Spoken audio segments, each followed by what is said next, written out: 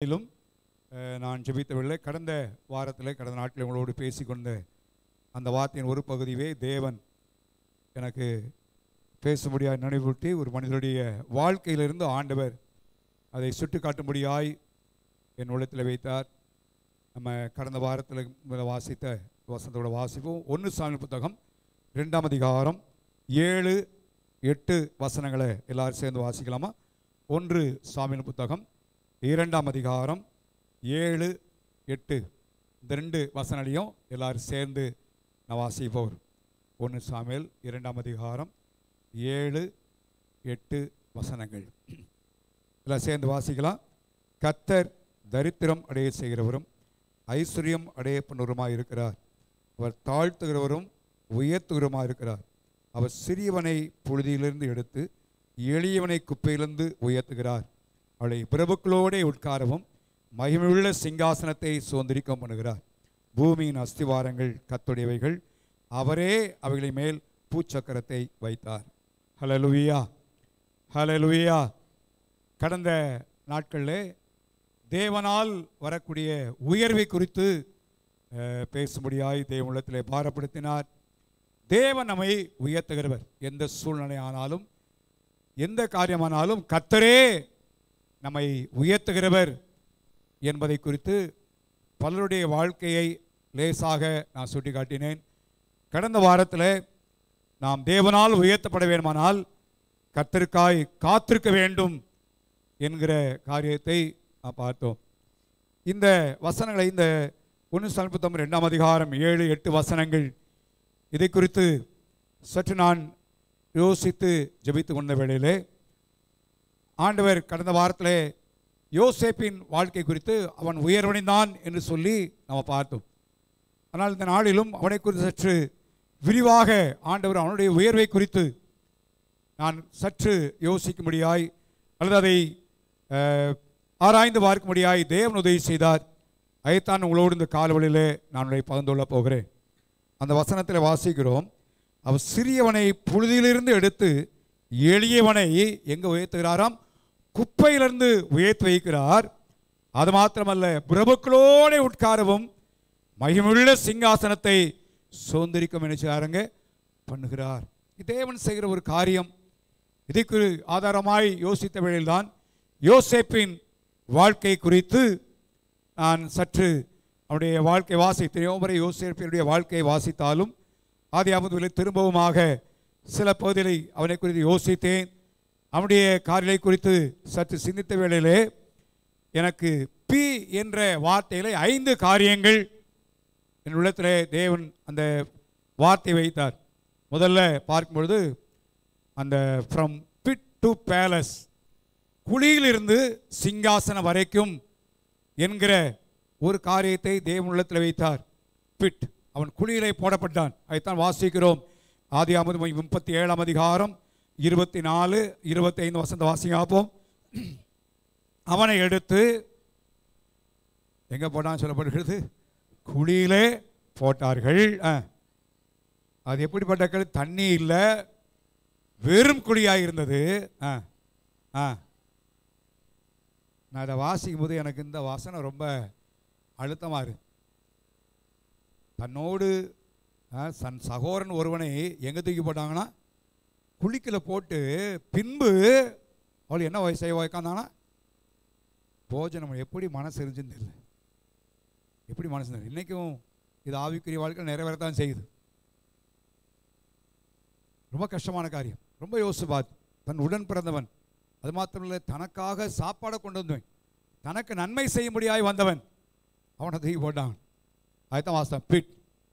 திரும்பி பேலஸில் நீங்கள் பார்த்தீங்கன்னா அவன் சொப்பனம் கொண்ட உடனே தேவன் அவனை எங்கே கொண்டு வர்றார்? ராஜாவின் சொப்பனத்துக்கு அர்த்தம் சொல்ல முடியாது, எங்கே கொண்டு வர்றார்? இப்பொழுது பேலஸுக்கு. அவே பிட் டு பேலஸ், குழியிலிருந்து சிங்காசனம் வரைக்கும். அவனுடைய படிகளை பார்த்தீங்கன்னா எல்லாமே அந்த பி என்ற வார்த்தை தான். முதல்ல குழி பிட், 2வது போத்திபார் ஹவுஸ், அப்படிதானா? 3வது பிரிசன், 4வது பேலஸ், 5வது பேலஸில் பிரைம் மினிஸ்டராய் மாட்டப்பட்டான். ஹல்லேலூயா, ஹல்லேலூயா. தேவன் தருகிற உயர்வு. தேவன் தருகிற ஒரு குழியில் இருக்கிற அவனை தூக்கி ஒரு பிரைம் மினிஸ்டராய் தேவன் அவனை அமரப்பண்ணினார். தேவன் தருகிற உயர்வு என்பதை நாம் மறந்து போகக்கூடாது. ஆனால் அப்படியாய் தேவன் உயர்வடைவதற்கு அவனை முன்குறித்தான். நான் கடந்த வாரத்துக்கு முன்னால் சொன்னேன், நம் எல்லாருமே தேவன் உயர்த்துவதற்காய் என்ன செய்திருக்கிறாருங்க? தெரிந்து கொண்டிருக்கிறார். நானும் நீங்களும் தேவனால் தெரிந்து கொள்ளப்பட்டவர்கள். தெரிந்து கொண்ட நம்மை தேவன் உயர்த்தபடியாக தேவனை தெரிந்து கொண்டிருக்கிறார் என்பதை குறித்து நான் தேவனுடைய வார்த்தைகளோடு சொன்னேன். யோசேப்பையும் தேவன் தெரிந்து கொண்டு உயர்த்தும்படியாகவே அவனை தேவன் தெரிந்து கொண்டார். ஆனால் அவனுடைய வாழ்க்கையிலே அதற்கான சில படிகளை நான் சுட்டிக்காட்ட முடிகிறேன். உயர்வு என்பது தேவனால் வரக்கூடிய ஒன்று. ஆனால் உயர்வடைய வேண்டுமானால் நம்முடைய வாழ்க்கையிலும் நாம் கடைப்பிடிக்க வேண்டிய சில காரியங்கள் உண்டு. நம்முடைய வாழ்க்கையிலும் நடைமுறைப்படுத்த வேண்டிய சில காரியங்கள் உண்டு என்பதை மறந்து போகக்கூடாது. ஆண்டுடைய வாக்குத்தங்கள் எல்லாம் அங்கே நிபந்தனைக்குட்பட்டவைகள். எல்லா காரியம் தேவன் எந்த ஒரு காரியத்தையும் மனிதனை சோம்பேறியாய் ஆக்கி விடுவது அல்ல. தேவன் எல்லாவற்றுக்கும் செய்கிறார். பழைய ஏற்பாட்டை நீங்கள் படிக்கும்பொழுது ஆண்டவர் ஏழைகளை குறித்து, பரதேசரை குறித்து மிக அக்கறையாக இருந்தார். அவர்களை போஷிப்பதை குறித்து, அவர்களுக்கு ஆகாரம் கொடுப்பதை குறித்து ரொம்ப எச்சரிக்கையாய் கரிசனையோடு இருந்தார். ஆனால் அறுவடை காலத்திலே அவர்கள் என்ன செய்ய வேண்டும்? அறுப்பு இருக்கிற இடத்த போய் தேடி பார்த்து என்ன செய்யணும்? பொறுக்க வேண்டும். அதற்காகத்தான் ஆண்டவர் சோம்பேறியாக்கல். வீட்டிலே உட்காந்துருவன் சாப்பாடு தானே அப்படி சொல்ல ஆண்டவர். ஆண்டவர் அவர்கள் செய்ய வேண்டிய காரியத்தை செய்யும் பொழுது கர்த்தர் அவர்களுக்கு செய்ய வேண்டிய காரியத்தை என்ன செய்கிறாங்க? செய்கிறார். அவே யோசேப்பின் வாழ்க்கையிலே காணப்பட்ட சில தன்மைகளை இந்த காலவெளியில் நம்ம எல்லாருக்கும் அறிமுகமான காரியம்தான். அதை இந்த கோணத்தில் உங்களோடு நான் சுட்டி காட்டும்படியாக நான் விரும்புகிறேன். அவன் குடியில் இருந்து அவன் போத்திபாருடைய வீட்டிலே 1 ஆண்டு காலங்கள் தங்கியிருந்தான் என்பதாக வேத பண்டிதர்கள் கருதுகிறார்கள், சொல்கிறார்கள். 1 ஆண்டு, அந்த 1 இயர், 1 ஆண்டு காலங்கள் அங்கே அவன் இருக்கிறான். மீதி 12 ஆண்டு காலங்கள் சித்தது அங்கே அவன் இதிலே காணப்படுவதை நான் பார்க்க முடியும். பிரிசனில், சிறைச்சாலையிலே அவன் காணப்படுகிறான். அதிகமான ஆண்டுகள் அவனுடைய வாழ்க்கை சிறைச்சாலையிலே காணப்படுகிறது. 110 ஆண்டு காலங்கள், 110 வயதிலே அவன் ஜீவன் போகிறது, அவன் முடிவடைகிறான். அத்தனை ஆண்டு காலங்கள் அங்கே அவன் எய்த்திலே பெரிய அதிகாரியாய், அவன் நிமித்தமாய், அவனுக்கு மாத்திரமல்ல, அவன் நிமித்தமாய் தேவன் இஸ்ரவேல் ஜனங்கள் எல்லாருக்கும் ஒரு பெரிய பாதுகாவலை, ஆசீர்வாதத்தை தேவன் கட்டளையிட்டதை நம்ம பார்க்க முடியும். 1 ஆண்டு, 12 ஆண்டு காலங்கள் எய்த்திலே அவன் 80 ஆண்டு காலங்கள் உயர்ந்த நிலைமையிலே அவன் உயர்த்தப்பட்ட ஒரு நிலைமையிலே காணப்படுவதை பார்க்கும். 110 வயதிலே அவன் மறிக்கிறான். 18 வயதிலே அவன் அங்கே போத்திபாருடைய வீட்டில் காணப்படுகிறான். இதெல்லாம் அவனுடைய வாழ்க்கையிலே காணப்பட்ட படிகள். உடனடியாய் அவனுடைய வாழ்க்கையில் வந்துள்ள கடந்த வாரத்தில் நான் காத்திருக்கிற காரியத்துக்கு சொல்லும்பொழுது யோசேப்பையும் சற்று சுட்டி காட்டினேன். அவனும் தன்னுடைய வாழ்க்கையை உயர்வுக்காய் காத்திருந்தான் என்பதாக நான் பார்க்க முடியும். அவனுடைய வாழ்க்கையிலே காணப்பட்ட காரியத்தை நான் சொல்லும் பொழுது வாசிப்போம். ஆதியாகமத்தின் புத்தகம் 31ஆம் அதிகாரம் 12, 13 வசனங்களை வாசிக்கும்படி விரும்புகிறேன். ஆதியாகமத்தின் புத்தகம் 33 வாசி கொஞ்சம் வைத்து 31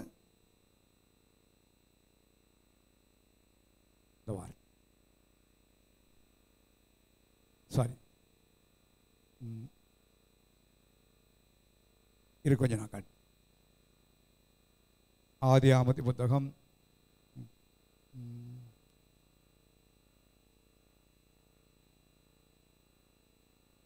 37ஆம் அதிகாரம் 12, 13.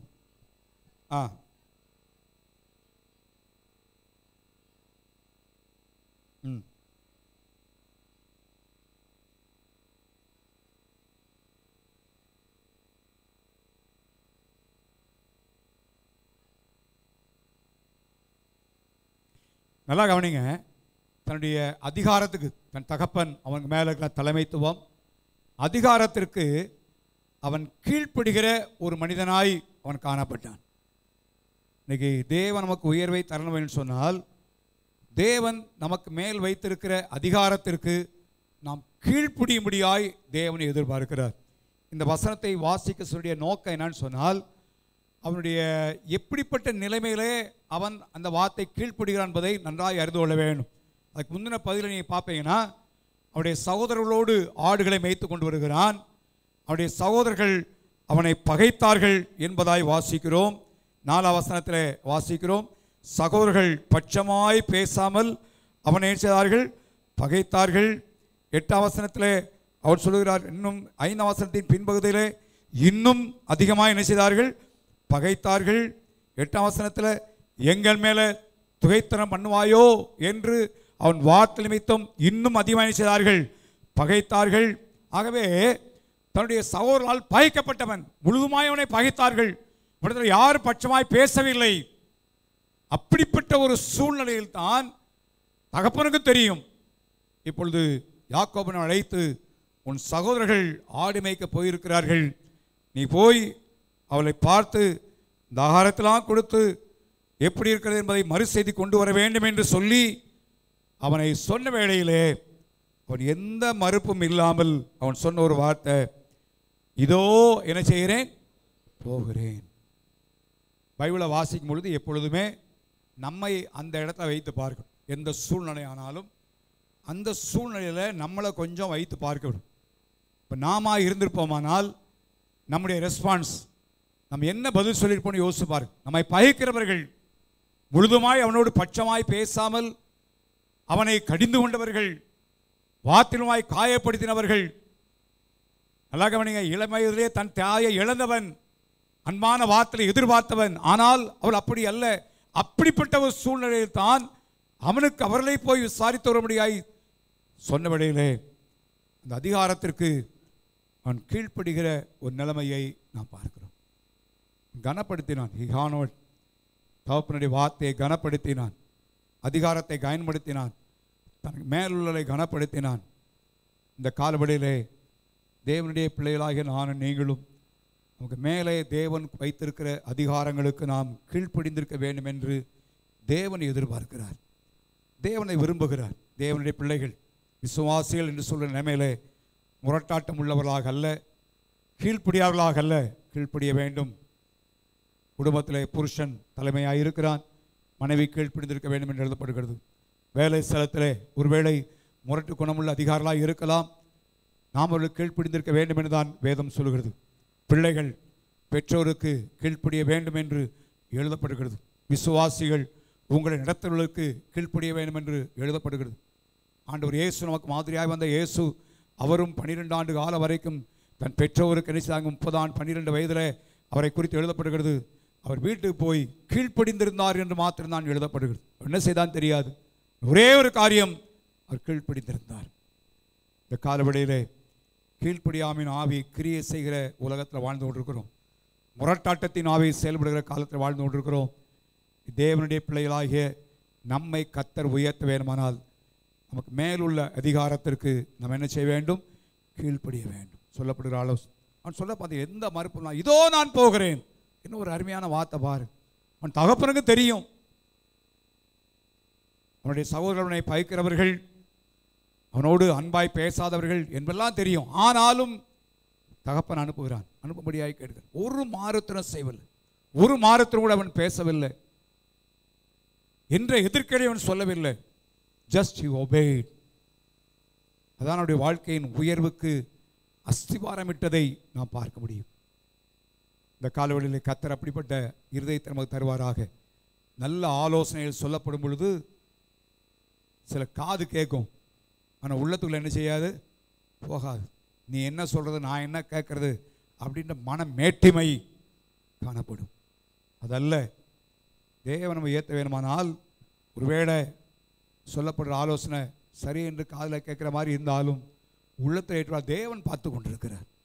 நல்ல ஆலோசனைகள், மேலே உள்ளவர்கள், அனுபவம் உள்ளவர்கள், ஆவிக்குரிய ஆலோசனை, நம்முடைய வாழ்க்கைக்கான ஆலோசனை சொல்லும் பொழுது அதை ஏற்றுக்கொள்ளக்கூடிய இருதயம் நமக்கு தேவை, கீழ்ப்படியத்தக்கதான இருதயம் நமக்கு தேவை, அந்த அதிகாரத்தை கனப்படுத்தக்கூடிய நிலைமை நமக்கு தேவை. அதை கர்த்தர் உயர்த்துகிறார். நான் அதை வாசித்து வந்த வேளையிலே நான் கண்டுபிடித்த இன்னொரு காரியத்தை சொல்லுவேன். இப்பொழுது ஆண்டவர் அவனை சிங்காசனத்தில் உட்கார வைத்து விட்டான். பார்வோன் சொல்லுகிறான், நீ தான் எல்லா காரியமும் என்று சொல்லி அவனுடைய கரத்தில் எல்லாவற்றையும் சொல்லுகிறான். நீங்கள் பார்த்தீங்கன்னா 41ஆம் அதிகாரம் 40 வசனத்தில் நீ என் அரமனைக்கு அதிகாரியாக இருப்பாயின்னு சொல்கிறான். 41ஆம் வசனத்தில் பின்னும் பார்வோன் யோசேப்பை நோக்கி, பார், எகிப்து தேசம் முழுமைக்கும் உன்னை என்ன செய்தேன்? அதிகாரியாக்கினேன். திருப்பி 43ஆம் வசனத்தில் கடைசி சொல்லு, எகிப்து தேசம் முழுமைக்கும் அவனை என்ன செய்தானங்க? அதிகாரியாக்கினான். அது மாத்திரம் சொல்றான், நான் பார்வோன் உண்மைதான், ஆனா நீ சொல்லாம உன்னுடைய உத்தரவில்லாமல் தன் கையையாவது தன் காலையாவது யார் என்ன செய்யக்கூடாது? அசைக்கூடாது. இவ்வளோ பெரிய அதிகாரத்தையும் எகிப்தின் முழு காரியத்தையும் யோசேப்புடைய கரத்திலே அவன் கொடுத்திருந்தாலும் பிந்தின பதில வாசிப்பீர்களானால் யோசேப்புடைய சகோதரர்கள் எல்லாரும் வருகிறார்கள். 47ஆம் அதிகாரம் முதல் வசந்த வாசிங்க. என் தகப்பனும் என் சகோதரரும்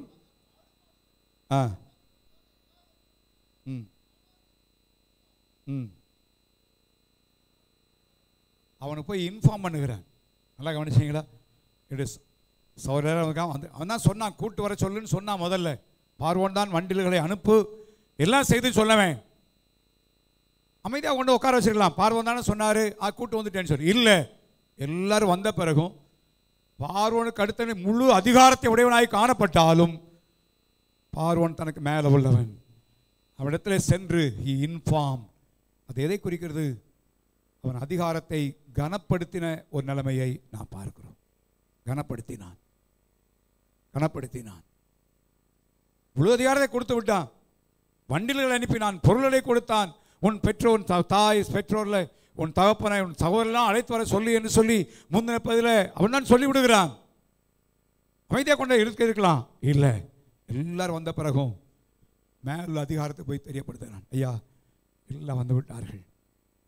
யோசேப்புடைய வாழ்க்கையின் தன்மையை பாருங்கள். இந்த காலவெளியிலே அப்படிப்பட்ட சுபாவத்தை நம்முடையவர்களாக இருக்கும்படியாய் தேவன் விரும்புகிறார். இது பதவி வந்த பிற வரல, அவனுக்குள்ள ஏற்கனவே இருந்த சுபாவம் என்பதை அறிந்து கொள்ள வேண்டும். அதான் கவனி, இப்படிப்பட்ட சுபாவம்லாம் இருந்ததுனால தான் கர்த்தர் அவனை உயர்த்தினார், தேவனை உயர்த்தினார். அவன் உயர்வடைந்த பிறகு எல்லாம் வந்த பிறகு தன்மைகள்லாம் உண்டாகவில்லை, எல்லாம் தன்மைகளும் அவனுக்குள்ளே இருந்தது. அப்படிப்பட்ட தன்மை உடையவனாய் அவனுடைய வாழ்க்கையை அமைத்துக் கொண்டான். அவை தேவன் நமக்கு வைத்திருக்கிற அதிகாரங்களுக்கு கீழ்ப்படிவோம். ஒருவேளை நான் சொன்னது போல சொல்கிறத கேட்கலாம், அங்கிட்டு போய் அவர் என்ன சொல்கிறது நான் என்ன கேட்கறது? நீ வீட்டில் அப்படி சொல்கிற ஆட்கள் உண்டு. பாஸ்டர் சொல்லத்தான் செய்வார், அவர் சொல்கிறவெல்லாம் கேட்க முடியுமா? ஒருவேளை என்ன தெரியாமல் இருக்கலாம், தேவன் பார்த்து கொண்டிருக்கிறார். நீ அதிகாரத்தை கீழ்ப்படியலை, அதிகாரத்தை அசட்டை பண்ணுகிறீர்கள், அதிகாரத்தை கனப்படுத்தவில்லை என்பதை தேவன் பார்க்கிறார். நம்முடைய வாழ்க்கையில் ஏதோ திறமையை கொண்டல்ல, நமக்கு இருக்க மற்ற காரியத்தை விட்டு உயர்வல்ல, தேவன் உயர்த்துகிறவர். தேவன் உயர்த்துகிறவர். யோசேப்புக்கு என்ன குவாலிஃபிகேஷன் இந்த யோசிச்சு பாருங்க. வஸ்திரம் முதலாய் எல்லாவற்றையும் உரிந்து கொண்டுதான் அவனை குழியிலிருந்து தூக்கி அவனை அனுப்பினார்கள். அப்படிப்பட்ட நிலைமையில் அடிமையாய் கொண்டு போகப்பட்டவனை தேவன் சிங்காசனத்தை, மகிமையுள்ள சிங்காசனத்தை சுதந்திரிக்கும்படியாய் பண்ணுகிறான் என்று சாமுவேல் வாசது போல அந்த மகிமையான சிங்காசனத்தை தேவன் கொடுக்கிறார். அவன் சொன்ன ஒரு காரியத்தை அவன் சொல்லுகிறான் தன் சகோதரத்தில். அவன் சொல்லும் பொழுது தேவன் தன்னை உண்டாக்கின வைத்திருக்கிற நிலைமையை குறித்து தன் பெற்றோரிடத்திலே சொல்லும்படியாக சொல்லுகிறான். நீங்கள் கண்ட எல்லாவற்றையும் நீங்கள் போய் சொல்லுங்க என்று சொல்லுகிறான். நீங்கள் பார்த்தீங்கன்னா 45ஆம் அதிகாரம் 13ஆம் வசனம் வாசிங்க. எகிப்திலே எனக்கு உண்டாயிருக்கிற சகல மகிமையை பாருங்க, எப்படிப்பட்ட நிலைமையில இருக்கான்னு யோசிச்சு பாருங்க. பார்வோனுக்கு அடுத்த பார்வோனாய் நின்று கொண்டு அவன் இருக்கிற பெரிய உயர்வை தேவன் தந்தார். தேவன் நம்மை உயர்த்துகிறவர். அப்படிப்பட்ட உயர்வை தேவன் நமக்கு தருவார். உயர்த்தபடியாகத்தான் நம்மை தேவன் தெரிந்து கொண்டிருக்கிறார். அவை நம்முடைய வாழ்க்கையிலே அதிகாரத்திற்கு கீழ்ப்படிவோம். தேவன் கொடுத்திருக்கிற எந்த அதிகாரமானாலும் தேவன் நம்ம மேலே இருக்கிற அந்த அதிகாரத்தை நம்ம கீழ்ப்படிவோம், அதை கனப்படுத்துவோம். கர்த்தரை பார்க்கிறார், தேவனை பார்த்து நம்மை தேவன் உயர்த்துவார். யோசேப்பினுடைய உயர்வுக்கு மிக முக்கியமான ஒரு காரியம் தான். இப்படி சற்று எதிர்ப்பாடாய் நீங்கள் யோசித்து பாருங்கள். ஒருவேளை யோசேப்பு அன்னைக்கு நான் எய்த்துக்கு நான் போக மாட்டேன், சகோதரில் நான் போய் பார்க்க மாட்டேன், நான் கொண்டு போக மாட்டேன் அப்படி முரட்டாட்டம் பண்ணி இருந்திருப்பானா, கீழ்ப்படியாமல் போயிருப்பானால் அப்படி தரிசனத்தை நிறைவேதல் எப்படி ஆகிருக்கும்னு தெரியாது. அது கீழ்ப்படிந்ததனால்தான் அவள் எய்த்துக்கு விற்றார்கள். இதெல்லாம் வைத்திருக்க மாட்டான். யோசிப்பார். இதெல்லாம் தேவனுடைய தீர்மானத்துடைய உயர்வின் காரியங்களுக்கு ஒரு அடித்தளம் போடுகிறதை, ஸ்டெப் பை ஸ்டெப்பாய் காரியங்கள் போகிறதை நம்ம பார்க்க முடியும். நமக்கு ஒருவேளை தெரியாமல் இருக்கலாம், ஆனால் தேவனுடைய வார்த்தையுமாய் அறிந்து கொள்வோம். நமக்கு மேலே உள்ள அதிகாரங்கள் கீழ்ப்படிவோம், சொல்லப்படுகிற ஆலோசனைகள் கீழ்ப்படிவோம், அவைகளை கனப்படுத்துவோம், உள்ளத்தில் அவமதிக்க வேணும். சில சொல்லும் பொழுது சிலர் அற்பமாக இருந்தல், சில அதிகாரங்களை அற்பமாக எண்ணுவாங்க, அவமரியாதை பண்ணுகிறவன். இது வேண்டாம். அவர் யாராயிருந்தாலும் சரி, தேவனுடைய பிள்ளைகளாகிய நாம் ஆண்டவரை ஆராதிக்கிற நம்முடைய ஜீவியத்தில் தேவன் நமக்கு கற்றுக் கொடுத்தவர். நம்ம எபேசு நிருபத்தில், இந்த கொலோசி நிருபத்தில் ஆண்டவர் கீழ்ப்படும்படியாய் சொல்லிக் கொடுத்த வார்த்தைகளை நான் பார்க்க முடியும். இரண்டாவதாக, யோசேப்பின் வாழ்க்கையை நான் வாசித்து வந்த வேளையிலே நான் பார்த்த ஒரு காரியம், த ஃபெய்த்ஃபுல்னஸ், உண்மையான காரியத்தை அவனுடைய வாழ்க்கையில் வாசிக்கும். உண்மை என்கிற காரியத்தை நான் பார்க்கிறோம். இப்போ தகப்பன் அவன் கட்டிட்டான். சில வசனத்தை சுட்டி காட்டும்படி விரும்புகிறேன். அவன் சொல்லுகிறான், தகப்பனிடத்தில் ஆகாரத்தை பெற்றுக்கொண்டு அவங்க அப்பா சொன்ன இடத்தை நீங்கள் பார்த்தீங்கன்னா 37ஆம் அதிகாரத்தில் நான் பார்க்கிறோம். 37ஆம் அதிகாரத்தில் அவன் சொல்லுகிறான் 11ஆம் வசனத்தில், உன் சகோதரர் சீகேமிலே என்ன செய்கிறார்கள், ஆடுகளை மேய்க்கிறாள். கிட்டத்தட்ட 50 மைல் தூரம் நினைக்கிறேன் அவன் இருக்கிற இடத்துல இருந்து. சீகேமிலே ஆடுகளை மேய்க்கிறார்கள். இப்போ சீகேமுக்கு போனான். 14ஆம் வசனத்தில் அந்தபடியே அவன் என்ன செய்தான், சீகேமுக்கு போனான் என்று வாசிக்கிறோம். ஆனால் இங்கே நீங்கள் பார்த்தீங்கன்னா, இங்கே சீகேமுக்கு வந்த வேளையிலே சகோதரர்கள் அங்கே என்ன செய்யலை, இல்லை, அவர்கள் இல்லை, அங்கே இல்லை, ஆடுகளை மேய்க்கலை. இப்போ அவன் அப்போ ஒரு மனிதன் அவன் வெளியிலே வழி தப்பி திரிகிறதை கண்டு என்ன தேடுகிறாய் என்று என்ன செய்தான், கேட்டான். தேடுகிறான். அப்போ என்ன அர்த்தம், இன்றைக்கி நம்மளாக இருந்திருப்போமா, என்ன செஞ்சுருப்போம், சீமை போச்சோன்னா போய் பார்த்துருப்போம், அங்கே இல்லைன்னு உடனே திரும்பி வந்திருப்போம். உடனே அப்பா சொன்னார், நான் போனேன், காணா வந்துட்டோம். ஆனால் அப்படி இல்லை. எப்படியாயும் தன் தகப்பன் கொடுத்த பணியை நிறைவேற்ற வேண்டும், ஒரு ஆகாரத்தை கொடுக்கிற பணிதான் என்பதை நிறைவேற்ற வேண்டும் என்பதற்காக தேடுகிறான், தேடி திரிகிறான். அப்பொழுது சொல்லுகிறார்கள், என் சகோதரை தேடுகிறேன், அவள் எங்கே மேய்க்கிறார்கள் சொல்லும் அந்த மனிதன் சொல்கிறான், அவர்கள் இவ்விடத்திலிருந்து என்ன செய்தார்கள், போய்விட்டார்கள், தோத்தோனுக்கு போவோம் என்று அவர்கள் அவங்க பேசிக்கிட்டாங்க. ஆனால் இட்ஸ் நாட் ஷியோர், உறுதி இல்லைப்பா. ஆனால் அவங்க பேசும்போது என்ன சொன்னாங்க, தோத்தோனுக்கு போவோன்னு சொல்லி சொன்னாங்க. அப்படின்னு உடனே அவன் என்ன செய்தான் வாசிக்கிறோம், அப்படி யோசேப்பு தன் சகோதரை தொடர்ந்து போய் அவளை தோத்தோன்னு என்ன செய்தான், கண்டுபிடித்தான். சின்சியாரிட்டி, த ஃபெய்த்ஃபுல்னஸ், உண்மை என்பதை பார்க்கும். சின்ன காரியம்தான். அப்பாட்ட அவன் சொல்லியிருக்கலாம், சீகமுக்கு போனேன், நீங்கள் சொன்ன இடத்துல தேடி பார்த்தேன், காணோம், சீகம் சுற்று வட்டாரத்துலையும் பார்த்தேன், இல்லை அப்படின்னு வந்திருந்திருக்கலாம். இல்லை, உறுதியாய் தோத்தனுக்கு போவோம் என்பது உறுதி அல்ல. ஆனாலும் அவர்கள் சொல்ல கேட்டேன்னு சொன்ன வார்த்தை கேட்ட உடனே லெட் அஸ் ட்ரை, திரும்ப நான் போய் முயற்சி பண்ணி பார்க்குறேன், எப்படியான்னு கொடுத்த தகப்பனுடைய வேலையை நிறைவேற்ற வேண்டும் என்கிற ஒரே காரியத்தில் அவன் கடந்து செல்கிறதை பார்க்கிறோம். இந்த கால விளையிலே வாலிபெல்லாம் கவனிங்க, உங்களுடைய வாழ்க்கை அந்த இடத்துல வச்சு பாரு. நான் சொல்வது போல பைபிள் வாசிக்கும் பொழுது நம்மை அந்த சூழ்நிலையை வைத்து பாருங்க. நான் அந்த இடத்துல இருந்திருப்பேனா, நான் கொண்டு போயிருப்பேனா? நான் இன்னைக்கு உயர்வை விரும்புகிறோம், ஆசீர்வாதத்தை விரும்புகிறோம், மேன்மை விரும்புகிறோம், நன்மை அடைய முடியாது விரும்புகிறோம். இது நம்முடைய வாழ்க்கையில் எப்படிப்பட்ட நிலைமை யோசிச்சு பாருங்க. நீ வித்தியாசமான சூழ்நிலை இருக்கலாம், சில பணிகள் உங்கள் கையிலே கொடுக்கப்படலாம், சில பொறுப்புகள் கொடுக்கப்படலாம், அதை எந்த விதத்தில் நிறைவேற்றி முடிக்கிறோம் என்பதை அவர்கள் பார்க்காவிட்டாலும் பரலோகத்திலிருந்து தேவன் பார்த்து கொண்டிருக்கிறார். ஹல்லேலூயா. அதான் மிக முக்கியம். அதனால தான் ஆண்டவர் சொன்னார், கொஞ்சத்திலே உண்மை உள்ளவனாக இருந்தால் அநேகத்து மேலே தேவன் வைக்கிறதை பார்க்கிறோம். இங்கே திருமணியை பார்த்தீங்கன்னா, போத்திவாருடைய வீட்டுக்கு வருகிறான். அவனுடைய வீட்டிலே பொறுப்பை போத்திவார் கொடுக்கிறான். அப்பொழுது வேதம் சொல்லுகிறது, அவருடைய கருத்தில் ஒப்பு கொடுத்துட்டு வாசிங்க, 6ஆம் வசனத்தை வாசிங்க. அப்போ 39ஆம் அதிகாரம் 6ஆம் வசனம். எல்லாம் உண்டான எல்லாம்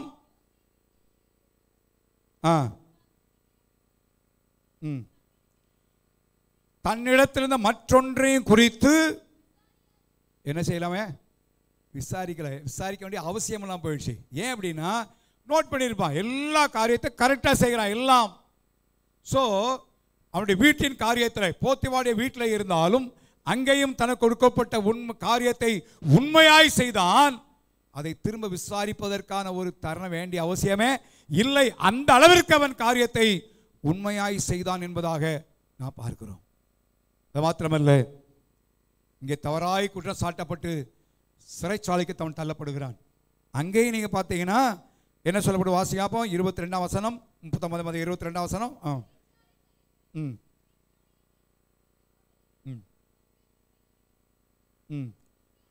அவர்கள் செய்வதெல்லாவற்றையும் அவன் எல்லாம் செய்ப்ப எப்படிப்பட்ட நிலைமை? தவறாய் குற்றச்சாட்டப்பட்டு தள்ளப்பட்ட நிலைமை. அடுத்த தேசத்தில் அடிமையாய் கொண்டு போகப்பட்டான். இப்பொழுது பயங்கரமான குற்றச்சாட்டோடு இங்கே தள்ளப்பட்ட நிலைமையில காணப்பட்டாலும் சிறைச்சாலை கொடுத்த காரியத்தை அவன் உண்மையாய் செய்கிறான். அடுத்த வசனத்தில் அதே வார்த்தை சொல்லப்படும். வாசியாபம்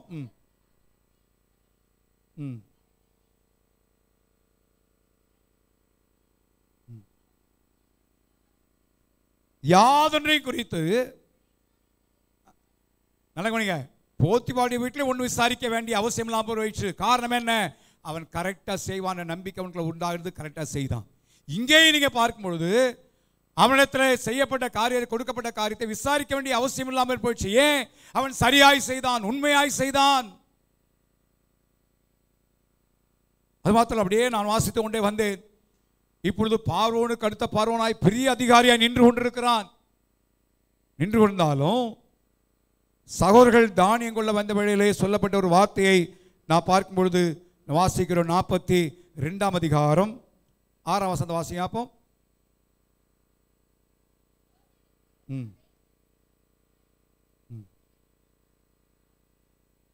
நல்லா கவனிங்க. தானியங்கள் விற்கப்படுகிறது. இப்போ யோசேப்பு எங்க இருக்க, எங்க நிற்கிறான்? இப்ப விற்கப்படுகிற இடத்துல நிற்கிறான். ஒரு பெரிய அதிகாரி தான். எத்தனையோ வேலையாட்கள் இருந்திருக்கலாம். ஜனங்கள் தேவைன்னு சொல்லி நீங்க யோசேப்பிட்ட போய் கேளுங்கப்பா, யோசேப்பு என்ன சொல்றாங்க முடி செய்யுங்கன்னு சொல்லிக்கலாம். எத்தனையோ அதிகாரி அவனுக்கு கீழே இருந்திருக்கலாம். ஆனால் யோசேப்பே நின்று என்ன செய்கிறான்? தானியத்தை கொடுக்கிறதை பார்க்கிறான். அப்பதான் தன் சகோதரர் வருவதை அவன் பார்க்கிறான்.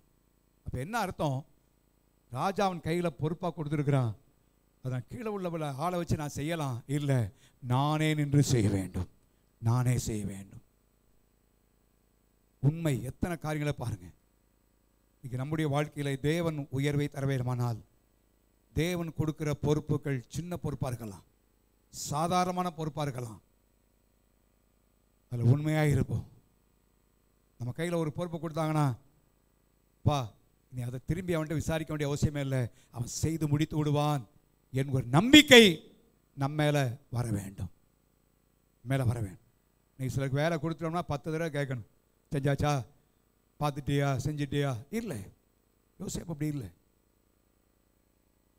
முதல் வரும்பொழுது அடிமையாகி கொண்டு போட்டான். அதையே சில சொல்லுவாங்க, நான் ரொம்ப அப்செட் ஆகிட்டேன், அதையே நினச்சி அப்செட் ஆகிறதுனால செய்யாமல் விட்டேன்னு சொல்லுவாங்க. இல்லை, அவன் அடிமையாகி விற்கப்பட்ட அப்செட்டாக தான் இருந்தான். அதை காட்டில் ஒரு பெரிய காரியம், தவறாய் குற்றச்சாட்டப்பட்டவர்களை எவ்வளோ அப்செட் ஆகிருப்பான்னு யோசிச்சு பாருங்க. உள்ளத்தை எவ்வளவாய் காயப்படுத்தி இருக்கும், வேதனைப்படுத்தி இருக்கும். அது ஒரு பக்கம் இருந்தாலும் தன் கையில் கொடுக்கப்பட்ட கடமையை உண்மையாய் செய்தான். அந்த நாட்கள்லாம் கிறிஸ்தவர்கள், தேவனுடைய பிள்ளைகள், வேலை செல்ல உண்மையாக இருந்தவர்கள் என்கிற பேர் இருந்தது. ஆனால் அந்த காலத்தில் அந்த பேர் அழிக்கப்பட்டு வருகிறத பார்க்க முடியும். அந்த நாட்டில் அப்படி இல்லை. ஆனால் தேவனுடைய பிள்ளைகளாகி நானும் நீங்களும் கர்த்தர் கொடுக்கிற காரியங்கள் எதுவானாலும், சின்ன காரியமானாலும் அதில் உண்மையாக இருப்போம். அதில் தான் தேவன் நமக்கு ஒரு உயர்வை தருகிறார். ஹல்லேலூயா. யார் பார்த்தாலும் சரி, பார்க்காட்டாலும் சரி. நான் தான் யோசிச்சு பார்த்து, அவன் இவ்வளோ பெரிய அதிகாரம் இருக்கிறான், தானிய உற்பத்திக்கு எத்தனையோ காரியங்களை அவன் நியமித்திருக்கலாம், எத்தனையோ பிரவேசை போட்டிருக்கலாம். இல்லை, அவனே இருக்கிறான். அவனுடைய தலைமைத்துவத்தின் கீழே தான் நடக்கிறது. ராஜா என்னை நம்பி கொடுத்துருக்கானப்பா, நான் அதை என்ன செய்யணும், சரியான செய்யணும், செய்ய வேண்டும். நீ சிலர் கொஞ்சம் ஆசீர்வாதம் வந்த உடனே, கொஞ்சம் மேன்மை வந்த உடனே எல்லாத்தையும் விட்டுருவாங்க, அவ்வளோதான். இல்லை, யோசேப்பு அப்படி அல்ல. நான் யோசேப்பின் வாழ்க்கையை பார்க்கும்போது பார்த்தேன், சாலமாய் பார்த்த வேளையிலே எந்த பொறுப்பான உண்மையாய் செய்ய வேண்டும் என்கிற நிலைமை அவன் காணப்பட்டான். கர்த்தர் அதனால தான் அவனை உயர்த்தினார். குடியிலிருந்து ஆண்டவர் பேலஸில் கொண்டே உட்கார வச்சார். நம்மையும் குப்பையிலிருந்து உட்கார். மகிமையுள்ள சிங்காரத்தை சிங்காரிக்கும்படியாய் செய்வார். திறமை இருக்கலாம், ஆனால் உண்மை இல்லைன்னா திறமை இருந்து பிரயோஜனம் இல்லை. திறமை இல்லாது இருக்கலாம், ஆனால் உண்மையாக இருக்குமானால் ஆண்டவர் எப்படி உயர்த்துவார்? ஆகவே ஃபெய்த்ஃபுல்னஸ் இன் லிட்டில் திங், சின்ன காரியத்தில் கூட உண்மையாக இருக்கிற ஒரு நிலைமை யோசேப்பில் காணப்படுது. ஆண்டவர் நமக்கு வைக்கிற தேர்வெல்லாம் நீங்கள் பார்த்தீங்கன்னா நினைக்கிறது என்னென்னா, தேவன் பெரிய இல்லை, அன்றாட காரியத்தில் தான் ஆண்டவர் டெஸ்ட் வைக்கிறார்.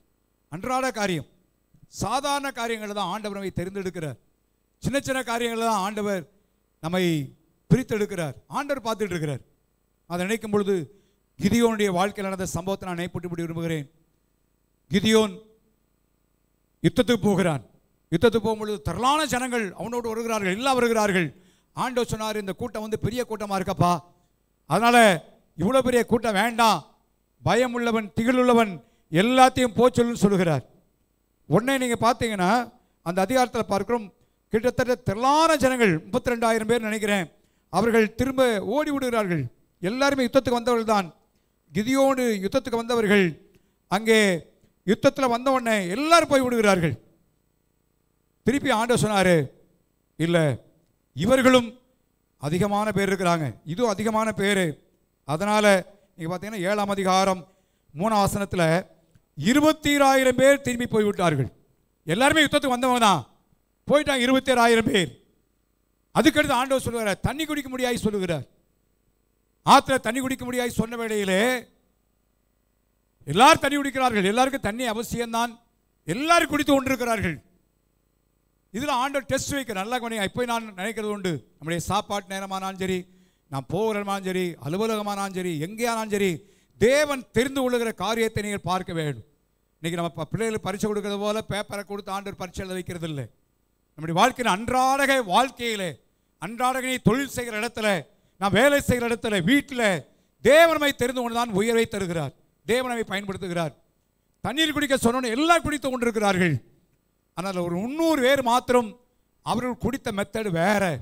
மற்ற எல்லாரும் நாய் குடிக்கிறது போல் நாய் குடித்தார்கள். கிடைத்த தண்ணீரை விடக்கூடாது, நல்லா குடிக்க வேண்டும் என்று குடிக்கிறார்கள்.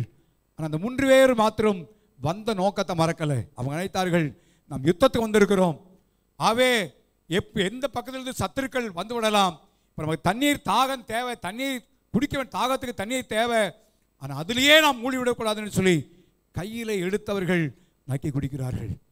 ஆண்டவர் காரணம் என்னென்னா, அந்த கையில் அள்ளி கொண்டு குடிக்கும் பொழுது சுற்றுமுற்றும் பார்க்குறாங்க, சத்துரு இந்த பக்கம் வர்றாங்க மற்றவங்க அப்படி இல்லை, அப்படியே தண்ணி குடிக்கிறார்கள். ஆண்டவர் சொன்னார், அந்த 300 பேரை பிரித்தெடுப்பான்னு சொன்னார். ஹல்லேலூயா, ஹல்லேலூயா.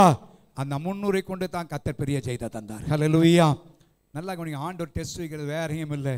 அதனால தான் நம்ம எங்கே போனாலும் எந்த காரியத்தை செய்தாலும் தேவன் பார்க்கிறார் என்கிற உணர்வோடு செய்வோமானா அதில் தான் தேவன் ப்ரமோஷன் தருகிறார். ஹல்லேலூயா.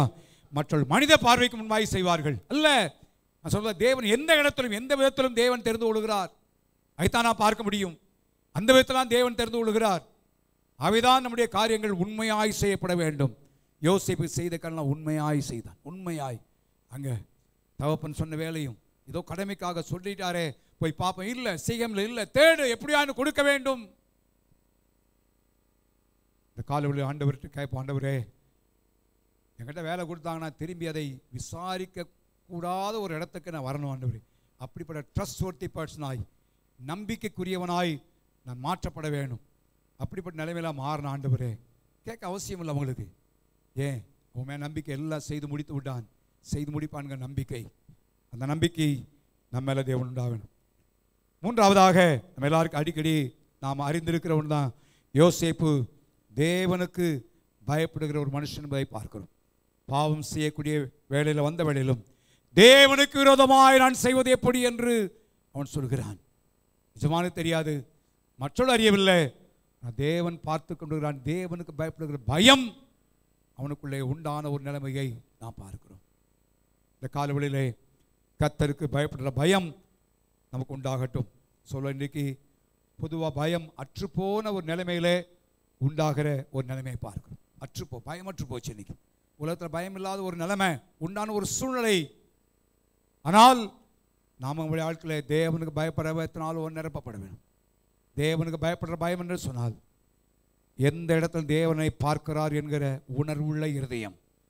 நம் அலுவலகத்தில் போனாலும், படிக்க இருந்தாலும், எங்கிருந்தாலும் கர்த்தரனை பார்த்து கொண்டிருக்கிறார் என்ற ஒரு உணர்வு இருக்குமானால் அதுவே கர்த்தருக்கு பயப்படுற பயம்.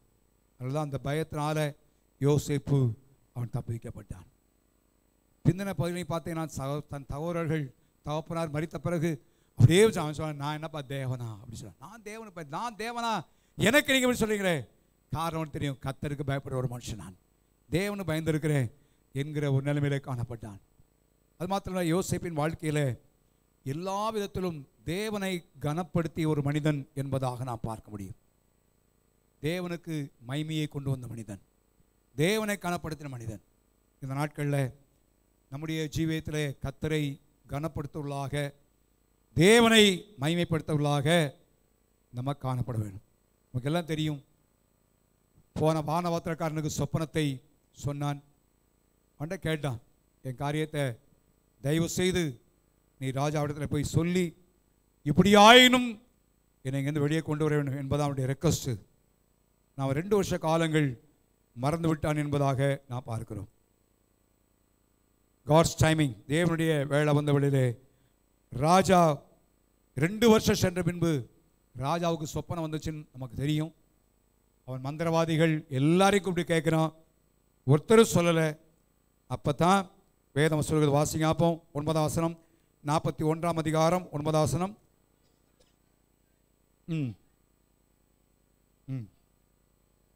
41:9. அப்பொழுது பானவாக்கத்தின் தலைவன் எல்லாம் கவனிங்க சொல்கிறான், நான் செஞ்ச தப்புனை தான் ஞாபகம் இருக்கு, இப்படி சொப்பனம் கண்டோம், இந்த சொப்பனத்துக்கு ஒருத்தர் அர்த்தம் சொன்னா என்று சொல்லி அவன் சொல்லுகிறார்கள். அப்பொழுது அவன் யோசேப்பை அழைப்பித்தான் வாசிக்கிறோம். அவனை தீவிரமாய் காவல்களை கொண்டு வந்து வைத்தார்கள். 15ஆம் வசனம் வாசிங்க பார்ப்போம். நல்லா கவனிங்க. பார்வோன் யோசேப்பை நோக்கி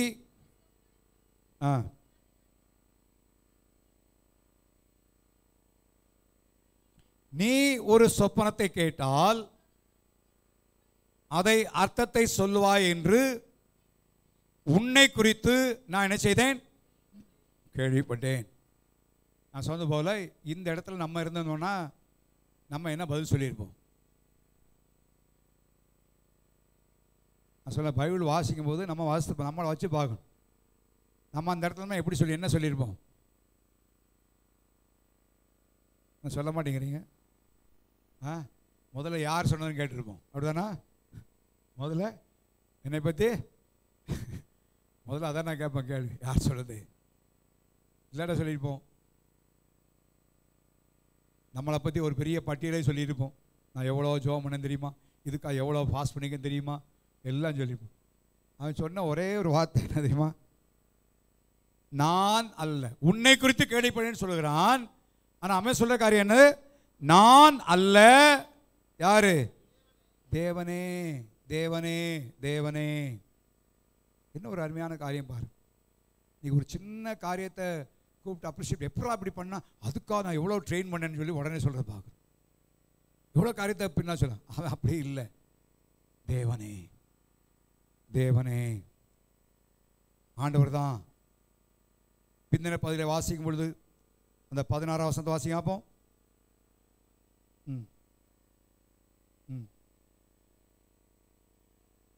தேவனே, நான் இல்லப்பா, என் ஐடியா அல்ல, என்னுடைய கவுன்சிலிங் அல்ல, நான் சொல்லுகிற புத்திமதி அல்ல, தேவனே, தேவனே. எல்லா காரியத்திலும் ஆண்டவரை உயர்த்துகிற எல்லாம் பவுல் பின்னால் சொல்வது, மேன்மை பாராட்டுகிறவன் யாரை குறித்தே மேன்மை பாராட்ட வேண்டும்? தேவனை குறித்தே. ஹல்லேலூயா, ஹல்லேலூயா. அந்த ஒரு உள்ள நமக்குள்ள வந்துருச்சுன்னா கர்த்தர் நம்மை உயர்த்து கொண்டே போவார், உயர்த்து கொண்டே. ஆண்டவனுக்கு தந்த கிருபைகளுக்காய் ஸ்தோத்திரம், தாளங்களுக்காய் ஸ்தோத்திரம், வரங்களுக்காய் ஸ்தோத்திரம், எல்லாத்துக்காய் ஸ்தோத்திரம். ஆனால் அதல்ல, தேவனே, தேவனே, தேவனே. 45ஆம் அதிகாரத்திலும் அவன் சொன்ன வார்த்தையை ஒரு பகுதியை வாசி இன்னொரு பகுதியை சொல்ல விரும்பும். 9ஆம் வசனத்தை வாசிங்க பார்ப்போம்.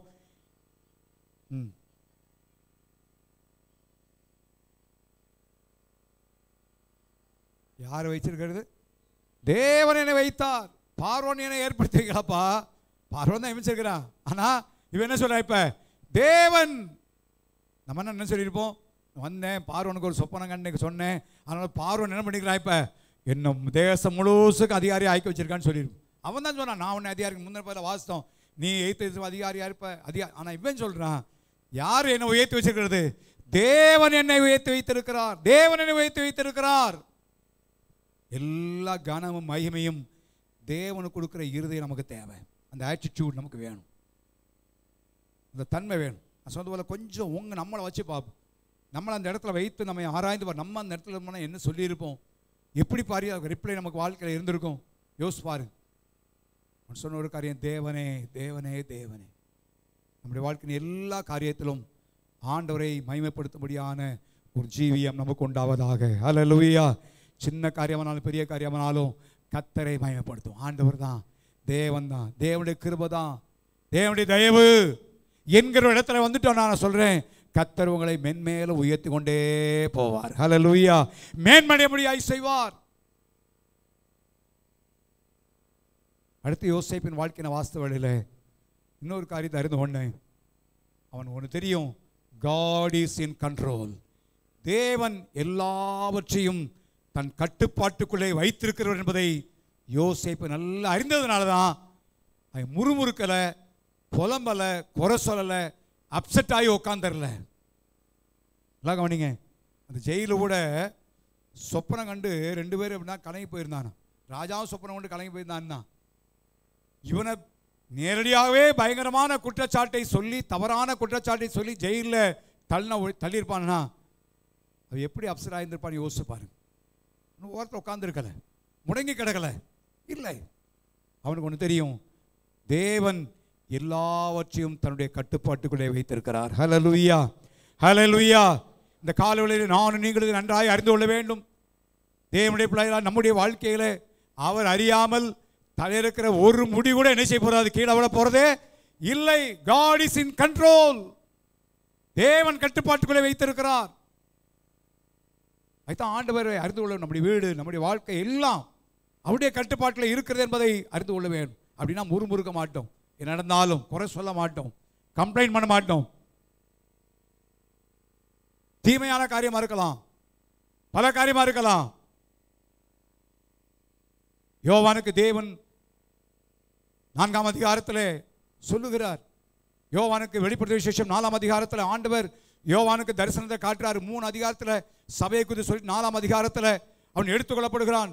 சொல்லுகிறார், இனி நடக்க போற காரியத்தில் அவனை காட்டுறேன்ப்பா வான்னு சொல்லுகிறார். இனி நடக்க போற காரியம் என்ன?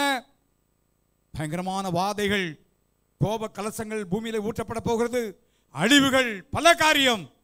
ஆனா எல்லாத்தையும் காட்டுறதுக்கு முதலால எதை பார்க்கிறானா, சிங்காசனத்திலே வீற்றிருக்கிறவரை கண்டான். ஹல்லேலூயா. ஒரு சிங்காசனத்தை பார்த்தான். அப்படின்னா என்ன அர்த்தம்? இது நடக்க போது, உலகத்தில் எல்லாம் நடக்க போதப்பா, ஆனால் everything is under my control. எல்லா காரியமும் என்னுடைய கட்டுப்பாட்டின் கீழே தான் செய்ய போது இருக்க போகிறது. அவை நாம் அறிந்து கொள்ளணும், நம்முடைய வாழ்க்கையிலும் எல்லாம் தேவனுடைய கட்டுப்பாட்டுக்குள்ள தான் இருக்குது. அதனால தான் நீங்கள் 45ஆம் அதிகாரத்தில் 5ஆம் வசனத்தில் சொல்கிறான், தேவன் என்னை உங்களுக்கு முன்னே நினைச்சுதாருங்க அனுப்பினார். 7ஆம் வசனத்தில் தேவன் என்னை உங்களுக்கு முன்னே நினைச்சுதாருங்க அனுப்பினார். 8ஆம் வசனத்தில் தேவனே என்னை இவ்விடத்துக்கு நினைச்சுதாருங்க அனுப்பி, எதுக்கு? ஜீவரட்சணை செய்யும்படி. பஞ்சம் வரப்போகுது, உங்க வம்சம் அழியாம இருக்க தேவனே தேவனே தேவனே எல்லாவற்றையும் கட்டுப்பாட்டில் வைத்திருக்கிறவர் அவர்தான் அனுப்பினார், அவர்தான் அனுப்பினார். அறிந்து கொண்டான். இந்த காலையில் நம்ம அறிந்து கொள்ளும், நம்முடைய வாழ்க்கையில் எல்லாம் அவருடைய கட்டுப்பாட்டின் கீழ் தான் நடக்குது. ஒன்று அவர் அறியாம நடக்க போறதே இல்லை. சகலமும் எல்லாம் தெரியும் அவருக்கு, எல்லாவற்றையும் அறிந்திருக்கிறார். அறிந்திருந்தால் சில நேரத்தில் நம்மளை டெஸ்ட் பண்ணும்படியாக நாம் நம்முடைய ரியாக்ஷன் எப்படி இருக்கு, நாம் என்ன செய்கிறோம் என்பதை சோதிக்கும்படியாய் கர்த்தர் பார்க்கிறார். யோவான் 6ஆம் அதிகாரத்தில் நீ வாசிப்பீங்களானால் ஆண்டவர் சொல்லுகிறாரு, 5ஆம் வசனத்தில் வாசிங்க அப்போ. யோவான் 6:5.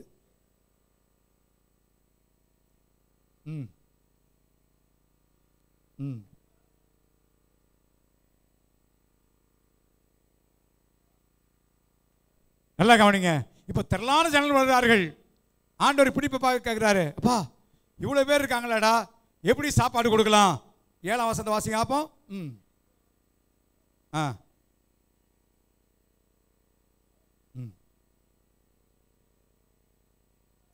அவன் என்ன கால்குலேஷன் சொல்றது பார்த்தீங்களா? ஆண்டவர் சொல்றாரு, இவ்வளோ பேர் திரளான வராங்க அப்பா, இவனுக்கு எப்படிடா சாப்பாடு கொடுக்கலாம்? சாப்பாடு கொடுக்கணுமே.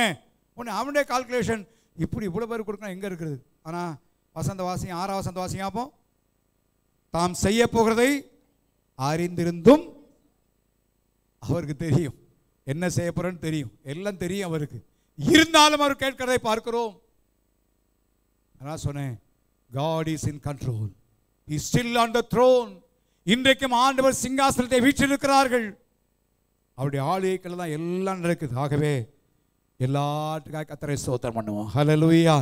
நம்முடைய வாழ்க்கையில் சில வேளை எதிர்பார்க்காதபடி தீமையில் ஏற்படலாம், மேடு பள்ளங்கள் ஏற்படலாம், அருமையானவர்களே தேவைகள் ஏற்படலாம். ஒன்று அறிந்தோம், தேவன் எல்லாவற்றையும் அறிந்திருக்கிற கர்த்தர், எல்லாவற்றையும் அறிந்திருக்கிற ஆண்டவர், எல்லாவற்றையும் அறிந்திருக்கிற ஆண்டவர் என்ற ஒரு எண்ணம் இருக்குமானா நம்ம ஆண்டவரை ஸ்தோத்திரம் பண்ணுவோம். நான் புலம்ப மாட்டோம், முறுமுறுக்க மாட்டோம்.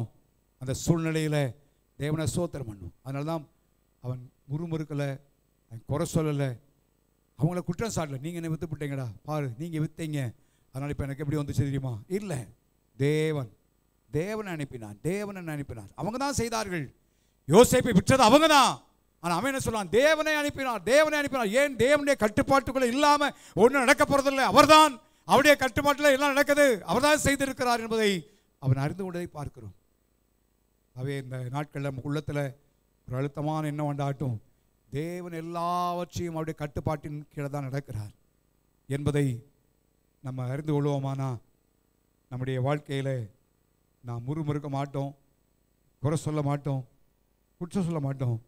எல்லா சூழ்நிலையிலும் நாம் தேவனை ஸ்தோத்திரிக்கத்தக்கதாக நாம் காணப்படுவோம்.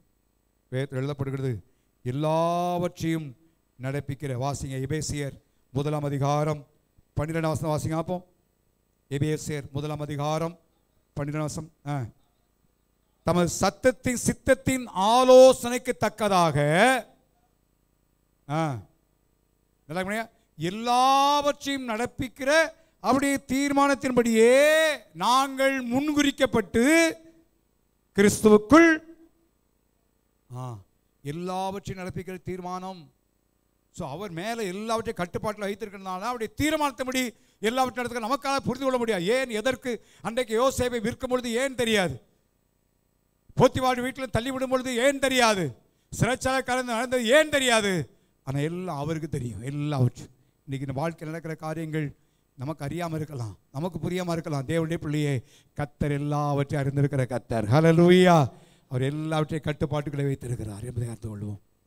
அடுத்த 2 வார்த்தை சொல்லி முடிக்க விரும்புகிறேன். அவன் தீமைக்கு நன்மை செய்த மனிதன் என்பதாய் பார்க்கிறோம்.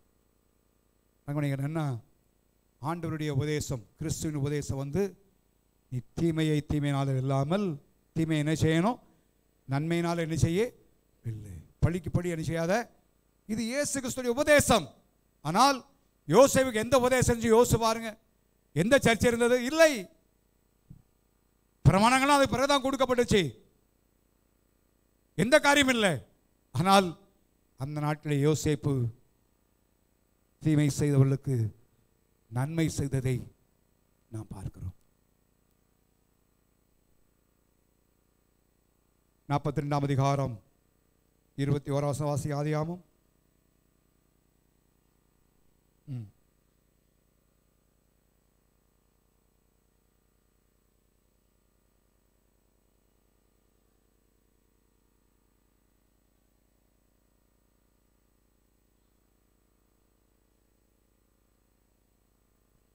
இவ யோசேப்புக்கு செய்த தவிர அவங்களே சொல்கிறத பார்க்கிறோம், நம்ம இப்படி பண்ணிட்டோண்டா. ஆனால் யோசேப்பு அதை குறித்து சற்றேனும் அவன் நினைக்கவில்லை, அதை குறித்து சொல்ல. 25ஆம் வசனத்தை வாசிக்கிறோம். அவன் நல்ல சாப்பாட்டை கொடுக்குறான், தானியத்தை நிரப்புகிறான், அவள் கையில் பாச போடுகிறான், எல்லாவற்றையும் அவன் கொடுக்குறான். அது மாத்திரம் இல்லாமல் 50ஆம் அதிகாரத்தில் அவன் சொல்லும் பொழுது அவன் சொன்ன ஒரு வார்த்தையை வாசிங்காப்போம். 50ஆம் அதிகாரம் இருவாசனம். நம்ம என்ன சொல்லியிருப்போம்? செய்ய நினைத்தீங்கன்னா சொல்லியிருப்போம், செய்தீர்கள்னு சொல்லியிருப்போம். அப்படித்தானா? நீங்கள் எனக்கு நினைச்சீங்க இவ்வளோ கொடுமை பண்ணீங்கடா அப்படி சொல்லியிருப்போம். அவன் சொல்லுவான், அதில் கூட நம்ம கேட்பார், தீமை செய்ய நினைத்தீர்கள்.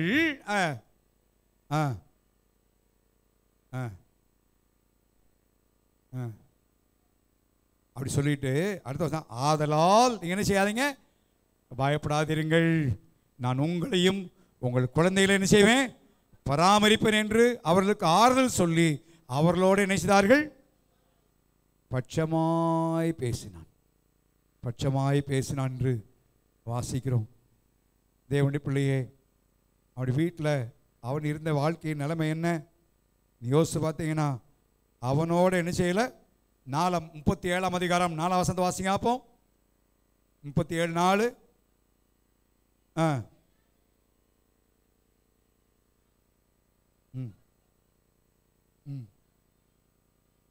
அவனோட என்ன செய்யல, பட்சமாய் பேசல. ஆனா இங்க நீங்க பார்த்தீங்கன்னா நேர் எதிர்மாறாய் இவன் அவர்களோடு என்ன செய்தான், பட்சமாய் பேசினான். பட்சமாய் பேசினான். பயப்படாதீங்கப்பா, நான் என்ன தேவனா, நான் பராமரிப்பேன்.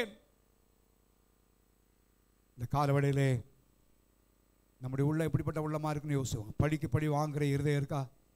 அந்த முந்தின பகுதியில் அவர்கள் தங்களுடைய தவறை உணர வேண்டும் என்பதற்காகத்தான் அவருடைய தானியங்களை அவனுடைய வாசல் அவனுடைய போட்டு இளைய சனை கொண்டு வர என்பதற்காக சில காரியத்தை நடத்ததை பார்த்து அவங்க தவறுகளை உணர்கிறார்களா என்பதை சோதிக்க முடியுதான். உண்மையாக செயல். அதனால நீங்கள் பார்த்தீங்கன்னா பேசி இருக்கும்போதே அழுக வந்துடுது. அவன் போய் வெளியே போய் என்ன செய்யாங்க, அழுகிறத பார்க்கிறோம். பட்சமாய் பேசினான், பராமரித்தான், தேவனை எல்லாவற்றையும் கொடுத்தான். சகோதரர் மறக்கல, அவங்க எது தீமை செஞ்சிருவானோ, அப்பா செத்த பிறகு திருமணம் கொள்ளாதான் எல்லாம் பிடிக்கிறான், இன்னமோ இல்லை.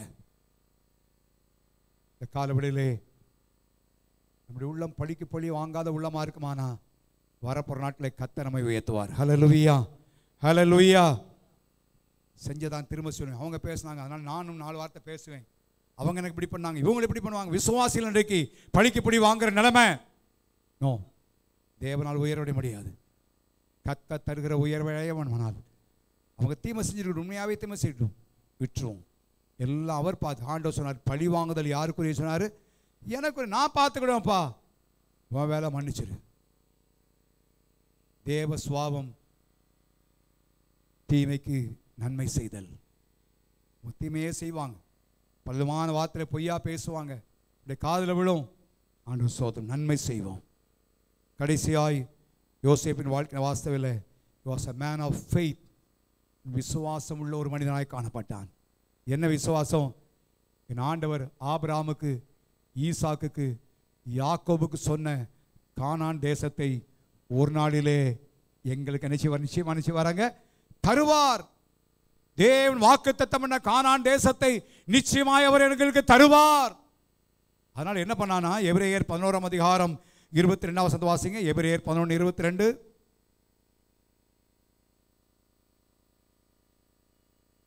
விசுவாசத்தினாலே யோசேப்பு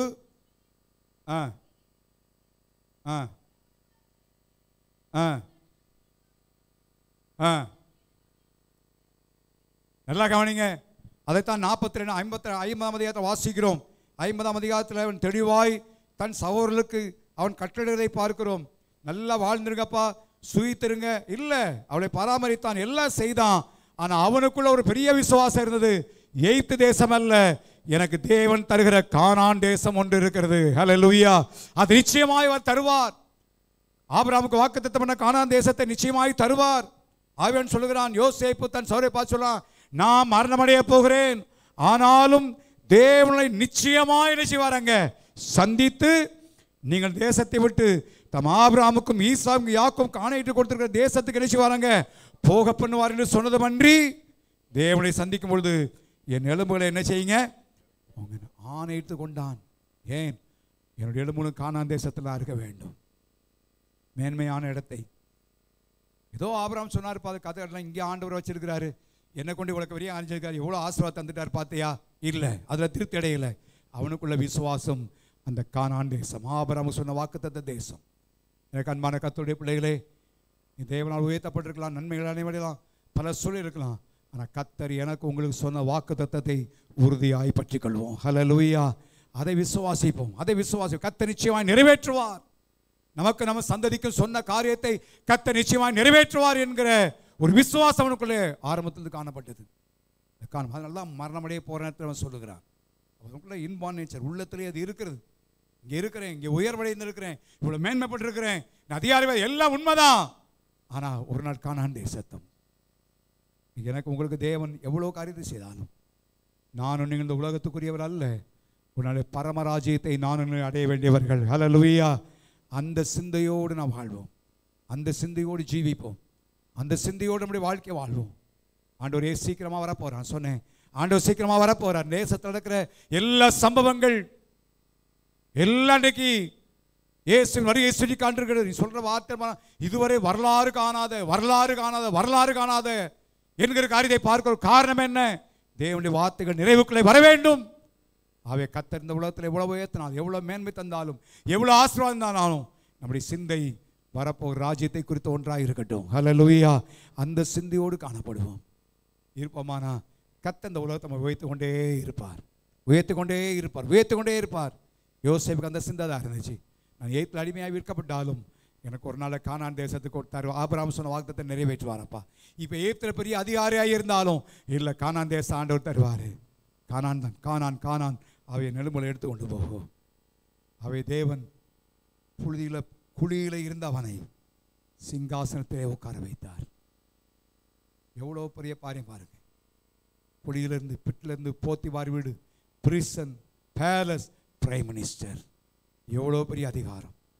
அவனுக்கு கொடுக்கப்பட்ட உன்னதமான நிலைமை. சாதாரண அடிமையாய் கொண்டு போகப்பட்டவன். நல்லா கத்த சொல்ற, எந்த மனுஷனை மேன்மைப்படுத்த அவருடைய கரத்தினால் ஆகும். ஹல்லேலூயா. என்னை உங்களை மேன்மைப்படுத்த இருக்கிற இடத்துல, நம்முடைய சமுதாயத்தில், நம்முடைய குடும்பத்தில், நம்முடைய சொந்தக்கார மத்தியில் ஏதோ ஒரு விதத்தில் கர்த்தரை மேன்மைப்படுத்த அவரால் முடியும். யோசேப்புடைய நல்ல தன்மைகள் நம்முடைய வாழ்க்கையிலே காணப்படட்டும். நம்ம எல்லாரும் ஜெபம் பண்ணலாமா? ஹல்லேலூயா. Thank you lord. ஸ்தோத்திரம் ஆண்டவரே. மெல்ல தேவ சமூகத்தில் இருப்போம். மேன்மை கர்த்தரால் வரக்கூடிய ஒன்று, உயர்வு தேவனால் வரும். நான் நீங்கள் எல்லா விதத்திலும் ஆசீர்வதிக்கப்பட்டு உயர்த்தப்படும்படியாகவே தேவனை தெரிந்து கொண்டிருக்கிறார். யோசேப்பை தெரிந்து கொண்டார், உயர்வடையும்படியாய் தெரிந்து கொண்ட ஆண்டவர் என்னை உங்களையும் உயர்த்தபடிக்கு உயர்வடையும்படி தெரிந்து கொண்டிருக்கிறார்.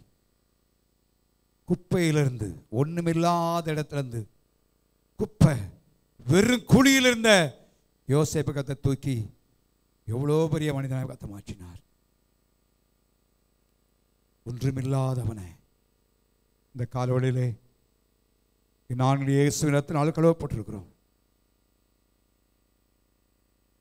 தேவன் நம்மையும் உயர்த்தபடியாய் சித்தம் கொண்டிருக்கிறார். அதற்காக தெரிந்து கொண்டிருக்கிறார். யோசேப்புடைய வாழ்க்கையில் இந்த சுபாவங்கள்லாம் அவனுடைய வாழ்க்கையில காணப்பட்டது. இந்த தன்மைகள்லாம் அவனுக்குள்ளே காணப்பட்டது. இதுதான் அவனுடைய உயர்வுக்கு காரணம். இந்த காலவெளியிலே நம்முடைய வாழ்க்கையில் தன்மைகள் காணப்படட்டும். அதிகாரத்தை கீழ்ப்படுகிற தன்மை நம்முடைய ஜீவியத்தில் உண்டாகட்டும். பிள்ளைகளே, உங்கள் பெற்றோர் தேவன் கொடுத்துருக்கிற அதிகாரத்துக்கு நீ கீழ்ப்படுகிறான் யோசிச்சு பாருங்க. மனைவிகளே, உங்கள் அதிகாரத்தில் கீழ்ப்படுகிறீர்களா? வேலைக்காரர்களே, உங்கள் எஜமானுக்கு கீழ்ப்படுகிறீர்களா? விசுவாசிகளே, தேவனுடைய தலைமைத்துவத்துக்கு நீ கீழ்ப்படுகிறீர்களா? கனப்படுத்துறீங்களா? யோசிச்சு பாருங்க.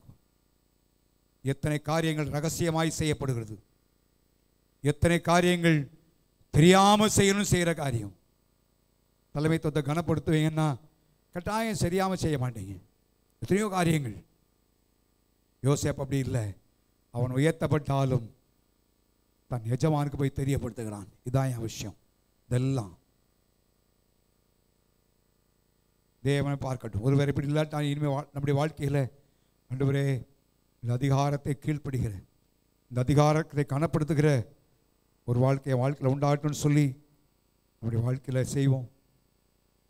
இந்த ஃபெய்த்ஃபுல்னஸ், உண்மையாக இருக்கிற நம்ம நம்மகிட்ட வேலை கொடுத்துட்டு அவன்கிட்ட கொடுத்தா நீ கேட்க வேண்டிய அவசியம் இல்லை, எல்லாம் அப்படியே செய்து முடிப்பாருங்கிற நம்பிக்கைக்கு பாத்திரமாய் மாறுவோம்.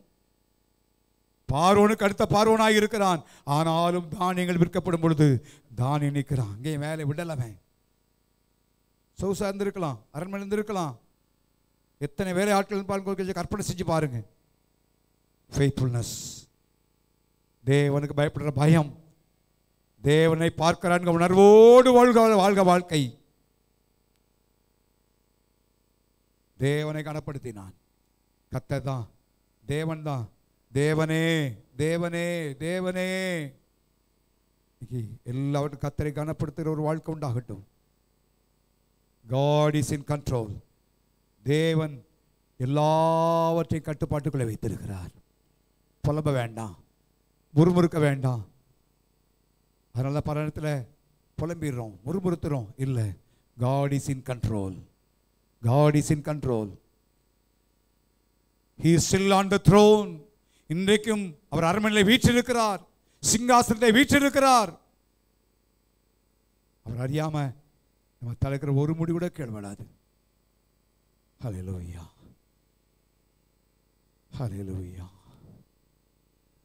நமக்கு தீமை செய்கிறாங்களா, நன்மை செய்வோம். பழி வாங்குறதே வேண்டாம், பழி வாங்குறதே வேண்டாம். அவங்க பட்சமா பேசலை, ஆனால் பட்சமாய் பேசினான். யோசிச்சு பாருங்க, தேவனுடைய வார்த்தைகள் ஒன்றுக்கொன்று இணைந்து இருக்கிறத பாருங்க, அந்த ஆச்சரியத்தை பாருங்க. அவங்க பட்சமா பேசலை, யோசை பட்சமா பேச மாட்டானா? இல்லை, அவளோடு பட்சமாய் பேசினான். பராமரிப்பேன்பா. பழிக்கு படி வாங்குற தன்மை வேண்டாம். கர்த்தர் படி வாங்கட்டும். தீமை செல் நன்மை செய்வோம், நன்மை செய்வோம். எல்லாவற்றுக்கும் மேலாக இந்த உலகத்தில் என்னதான் இருந்தாலும் நான் ஒரு நாள் தேவனுடைய ராஜ்யத்துக்குரியவன். அந்த தேவன் வாக்கு பண்ணி இருக்கிறார், என்னுடைய ராஜ்யத்தை கொண்டு போய் சொல்லி அதை மறந்துட வேண்டாம். ஆபிரகாம் பண்ண வாக்குத்தத்தத்தை யோசிப்பார்கள். எங்களுக்கு நிரந்தரமான இடம் இதல்ல, வாக்குத்தத்தம் தேசம் தான் எங்களுக்கு நிரந்தரமான இடம். இங்கே நமக்கு இந்த உலகத்தில் வருகிற மேன்மைகள், உயர்வுகள், ஆசீர்வாதம் எல்லாம் இல்லை. ஒரே சிந்தை, தேவராஜ்யத்தை சிந்தையோடு வாழ கர்த்தர் செய்வாராக. யோசேப்பை குழியிலிருந்து சிங்காசனத்தை உயர்த்தி ஒரு பிரைம் மினிஸ்டராய் மாற்றின ஆண்டவர். எந்த தகுதி இல்லாமல் இருக்கலாம், திறமை இல்லாமல் இருக்கலாம், ஆள் பலம் இல்லாமல் இருக்கலாம், பேக்ரவுண்ட் இல்லாமல் இருக்கலாம். இந்த தன்மைகள் நம்முடைய வாழ்க்கையில் காணப்படும். ஆனால் நிச்சயமாய் கர்த்தர் இந்த வரப்போகிற நாட்களில் பிரபுக்களோட உட்காரும்படி செய்வார். மகிமுள்ள சிங்காசனத்தை அதை சுதந்திரிக்கும்படியாய் கர்த்தர் செய்வார். அதை அவரே செய்வார். அவர் தான் உயர்த்துகிற கர்த்தர். அவர் ஆண்டவரே எங்களை உயர்த்தும்படியாகவே எங்களை தெரிந்து கொண்டிருக்கிறீர். ஆண்டவரே, யோசேப்பின் வாழ்க்கையில் காணப்படும் நல்ல தன்மைகள் எங்களுடைய வாழ்க்கையில் காணப்படத்தக்கதாக எங்களை அர்ப்பணிக்கிறோம்ப்பான்னு சொல்லி எல்லாரும் ஜெபம் பண்ணுவோமா? ஓ ஹல்லேலூயா, ஹல்லேலூயா, ஹல்லேலூயா, ஹல்லேலூயா. கர்த்தாவே உமக்கு ஸ்தோத்திரம். ஆண்டவரே உம்மை துதிக்கிறோம் அப்பா. ஹல்லேலூயா, ஹல்லேலூயா. கர்த்தாவே துதிக்கிறோம் ஐயா. ஸ்தோத்திரம் ஆண்டவரே, உம்மை துதிக்கிறோம். ஹல்லேலூயா. ஸ்தோத்திரம், ஸ்தோத்திரம், ஸ்தோத்திரம், ஸ்தோத்திரம், ஸ்தோத்திரம், ஸ்தோத்திரம். அப்படியே இந்த யோசேப்புடைய வாழ்க்கையில் காணப்பட்ட நல்ல தன்மைகள் நம்மளுடைய வாழ்க்கையில் காணப்படத்தக்கதாய் நம்முடைய ஜீவியத்தை அமைத்துக்கொள்ள கர்த்தர் உதவி செய்யும்படி சாம் பெரிய சாம் ஜெபிக்கும்படி அன்போடு கேட்கிறேன்.